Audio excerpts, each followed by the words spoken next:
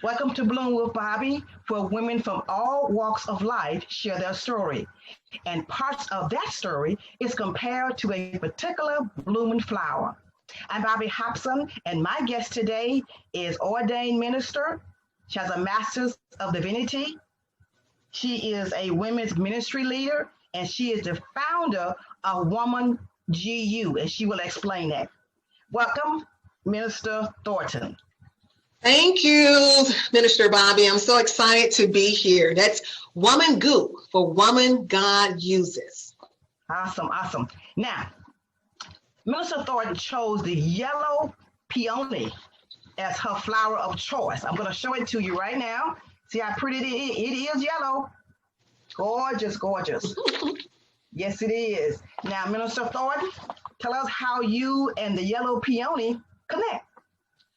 Well, I chose the yellow peony because it includes all these shades of yellow. You got the lemon yellow, you got the butter yellow, the golden yellow.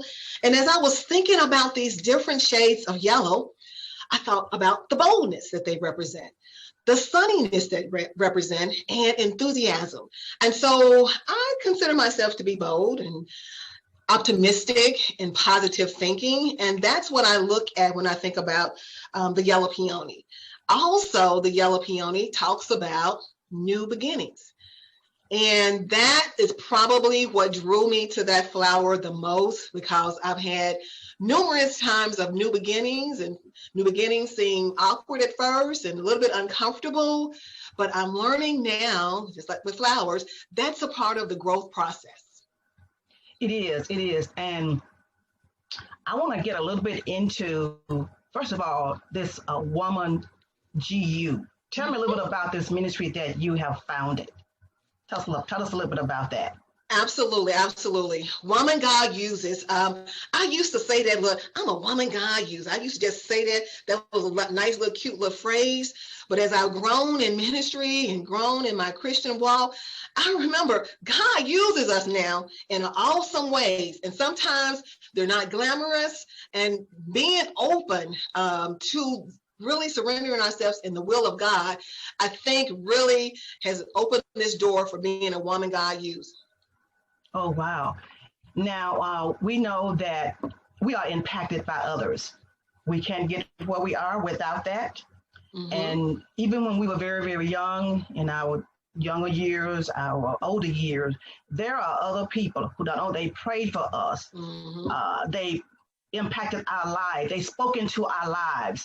They did many things to help us get to where we are. So tell us about that part of your life. You know, I'm a PK. I'm a preacher's daughter. So you know that meant going to church, sun up, sun down when you want to, Bible study, Sunday school, choir rehearsals. But also that's how we learned how to speak. That's how we learned how to serve the body of Christ. So that came from my dad, you know, being a daddy's girl and following him with revivals and not just in the building, but got a chance to really see when you go and be with a family during a loss or the celebration time for a family when it's the first graduation. So my dad definitely has gave me the start of loving Christ. Impacting my life. It's my late great husband, Reverend Gregory Thornton. He really imparted this thing about trusting and believing in God. One of the things he said to me once was, "Baby, you don't never have to fear. Even if a man pointed a gun in your forehead, you don't have to fear. Because before he pulls the trigger, before the bullet enters your body, God's going to send an angel down and swoop you up."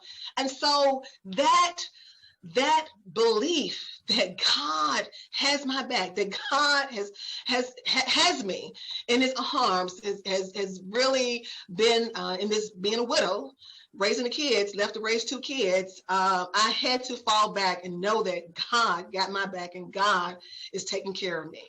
So, wow. So he is gone physically, but that stays with me, that I don't have to be in fear. I don't have to live in fear. I don't have to walk in fear. And that came from my late husband, Gregory Thornton. Wow. How do you handle, I know you said a lot, but how do you handle, this is for someone else, how do you handle your fears and doubts? And they do come up for all of us. So how do you handle that? I mean, that goes back to your faith.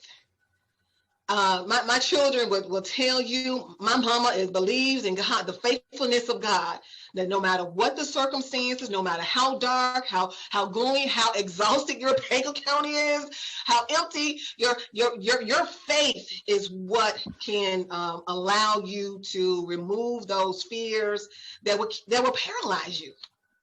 Yeah, you know, I heard a message, I listened to a message by Dr. Gina Stewart.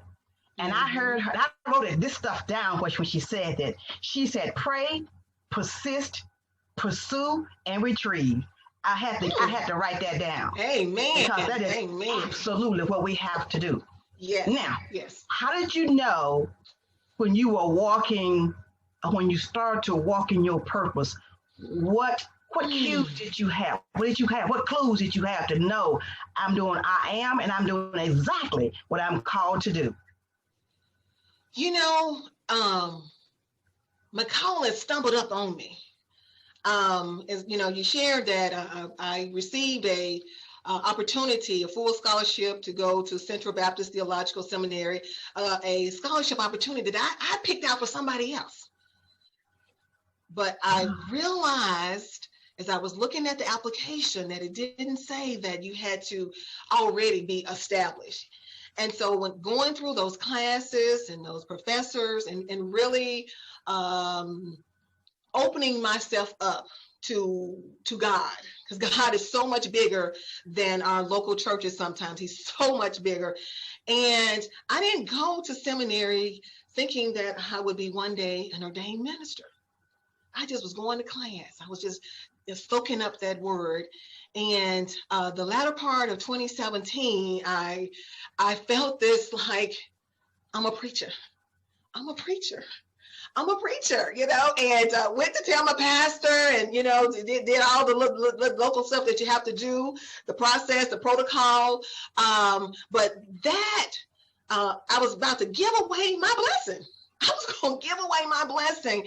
And that engagement and realizing that God can choose me.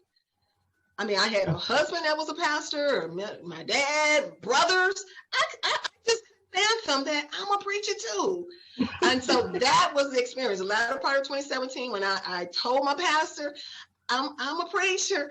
And, you know, it was such a release because I think he already knew what I didn't know. You know, they say you just been jacklegging preaching around here. So now you're going to be official. So that was the start when I realized that I too can be used by God in the pulpit. Absolutely. Now, how are you mentoring others? How are you passing on all of your skills and your wisdom and experience? How are you passing that on to the younger generation? You know, Minister Bobby, there's a level of transparency and vulnerability that we as leaders have to be willing to engage and really uncover some of the brokenness that we've experienced.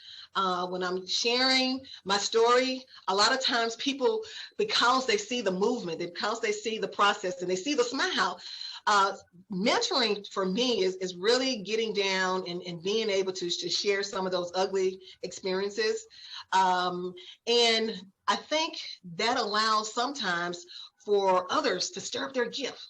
When they realize that, you know, she had this against her and she still succeeded. So transparency, vulnerability, and just this place of honesty of not just talking about the good stuff. You gotta be willing to be honest and being at a place that I think will connect with your mentee. Yeah, you're right about that. Now, what would you tell your younger self? You know what? Invest in me. Invest in yourself. Invest in your ideas. You know, invest in your goals. is what I would tell myself. I think, sometimes in our Christian journey, as women, as Black women, we've all heard this, we put everybody else's dreams and their wants before us. And so I think I finally got it. You got to self-care.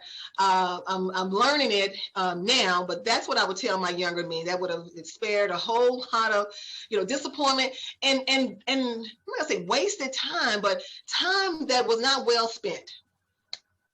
I got you. I want to hear a little bit more about this annual event that you have. I read a little bit about it. Can you expound on that for me? Yes, absolutely. So WomanGU, we have our annual conference. We're going to have it this year, October 15th and 16th. So we open up Friday night with a high-spirited service. We got a dynamic speaker, that is Evangelist LaShawn Dillard-Berry. We have a great praise and worship service just to get those cares away. We come back Saturday morning.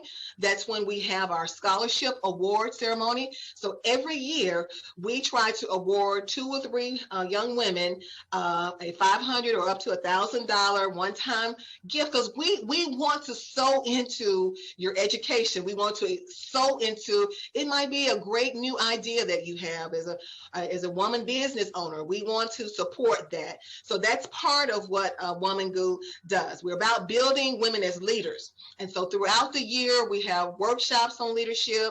I'm big on outreach. So right now we got a peanut butter jelly collection going on because there's a shortage with the food bank. So peanut butter and jelly, back in the day, that was a meal. That was a meal. Yeah. And so that's a part of what we do at Woman God Uses. Good, that's good. Now, where do you go from here? You have accomplished quite a bit. So tell us, where do you go from here? Wow. It's just amazing to see where you came from and where you're going upward. I would like to really be able to take Woman God Uses on the road.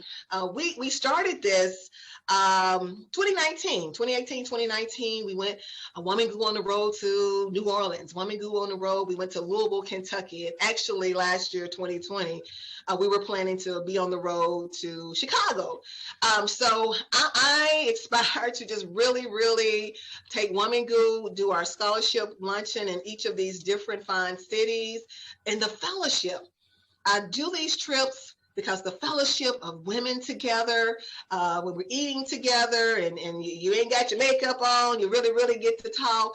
That's what I want to do more and more. That's a winner. Minister Thornton, thank you so much for sharing with us today. Yes. Thank you so much. Yes. And thank you for watching. We post new content every Saturday. I do encourage you to tune in because someone else's story may help someone else's story to end well. And also, don't forget to subscribe to Bloom with Bobby. Until then, be blessed. Thank you.